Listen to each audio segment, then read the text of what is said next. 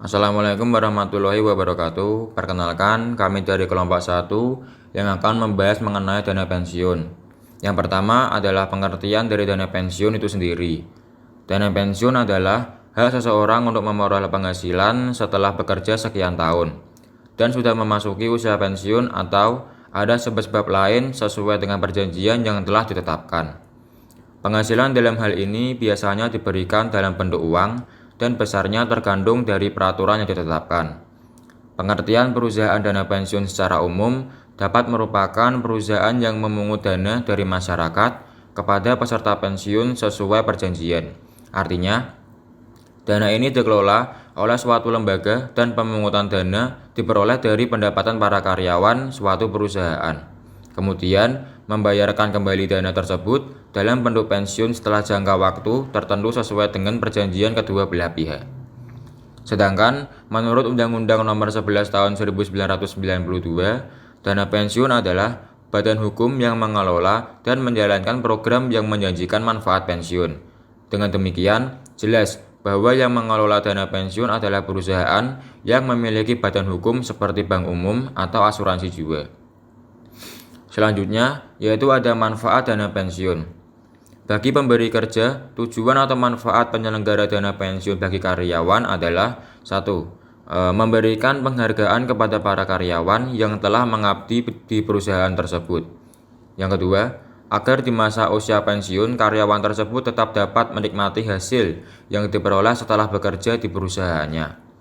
3. Memberikan rasa aman dari segi batiniah sehingga bagi menurunkan turnover karyawan. 4. Meningkatkan motivasi karyawan dalam melaksanakan tugas sehari-hari. 5. Meningkatkan citra perusahaan di mata masyarakat dan pemerintahan. Sedangkan bagi karyawan yang menerima pensiun, manfaat yang diperoleh dengan adanya dana pensiun yaitu 1. Kepastian memperoleh penghasilan di masa yang akan datang setelah memasuki masa pensiun. Yang kedua, memberikan rasa aman dan dapat meningkatkan motivasi untuk bekerja. Selanjutnya, bagi lembaga pengelola dana pensiun, tujuan penyelenggaraan dana pensiun adalah 1. Mengelola pensiun untuk memperoleh keuntungan dengan melakukan berbagai kegiatan investasi. Yang kedua, turut membantu dan mendukung program pemerintahan. Selanjutnya, ada jenis-jenis pensiun. Yang pertama, yaitu ada pensiun normal. Pensiun normal yaitu pensiun yang diberikan untuk karyawan yang usianya telah mencapai masa pensiun, seperti yang ditetapkan perusahaan. Sebagai contohnya, rata-rata usia pensiun di Indonesia adalah telah berusia 55 tahun dan 60 tahun untuk profesi tertentu. Yang kedua, yaitu ada pensiun dipercepat. Jenis pensiun ini untuk kondisi tertentu, misalnya karena adanya pengurangan pegawai di perusahaan tertentu. Yang ketiga, yaitu pensiun ditunda. Pensiun ditunda merupakan pensiunan yang diberikan kepada para karyawan yang meminta pensiun sendiri, namun usia pensiun belum memenuhi syarat untuk pensiun. Dalam hal tersebut, karyawan yang mengajukan tetap keluarnya dan pensiunnya baru dibayar pada saat usia pensiun tercapai. Yang keempat, yaitu pensiun cacat.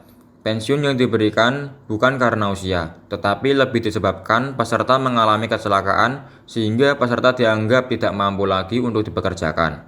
Pembayaran pensiun biasanya dihitung berdasarkan formula manfaat pensiun normal, di mana masa kerja diakui seolah-olah sampai usia pensiun normal.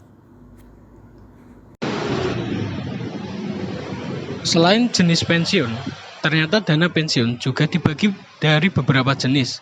Menurut Undang-Undang Nomor 11 Tahun 1992, dana pensiun dapat digolongkan ke dalam beberapa jenis, antara lain dana pensiun pemberi kerja.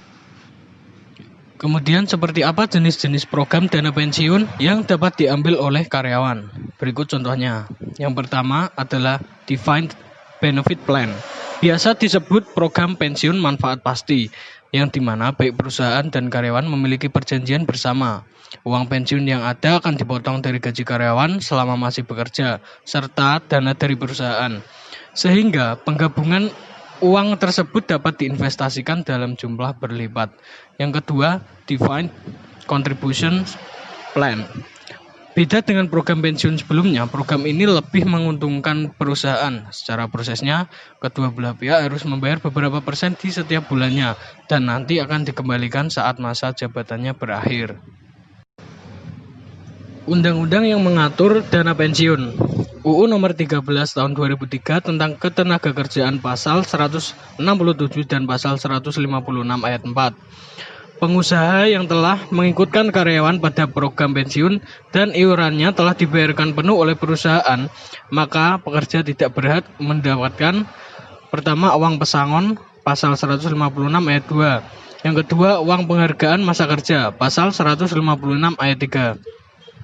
Akan tetapi UU ini juga menegaskan jika karyawan berhak atas uang penggantian hak jika program pensiun yang didaftarkan oleh perusahaan nominalnya lebih kecil daripada jumlah 2 kali uang pesangon dan 1 kali uang penghargaan masa kerja, maka selisihnya harus dibayarkan oleh pengusaha. Pengusaha tidak mengikut sertakan pekerja yang mengalami pemutusan hubungan kerja karena usia pensiun, maka pengusaha wajib memberikan kepada pekerja atau buruh seperti uang pesangon sebesar 2 kali, ada pada pasal 156 ayat 2, lalu uang penghargaan masa kerja 1 kali, ada pada pasal 156 ayat 3, kemudian uang penggantian hak, ada pada pasal 156 ayat 4.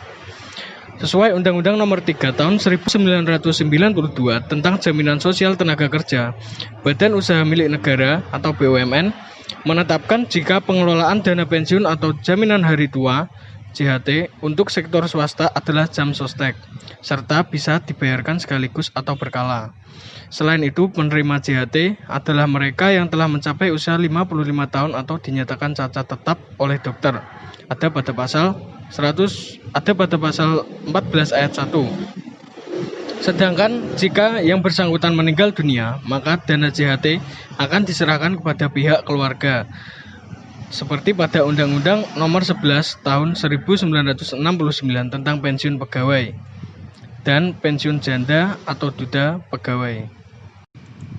Seperti apa contoh kasus dari paparan-paparan di atas? Misalkan seperti ini.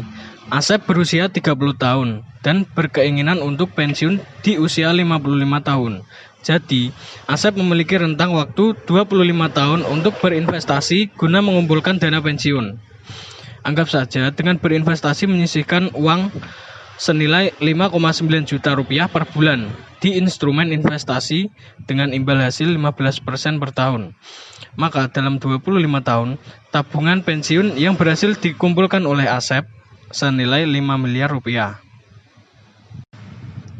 Cukup sekian pemaparan materi tentang dana pensiun dari kelompok kami guys. Kami harap kalian semua paham apa yang telah kami sampaikan. Jika ada pertanyaan yang mengganjal di benak kalian, maka segeralah bertanya pada sesi diskusi. Jangan malu-malu bertanya guys, karena pepatah Cina pernah mengatakan seperti ini. 如果您不敢问问题，就会迷路。 Yang artinya, Malu bertanya sesat di jalan. terima kasih.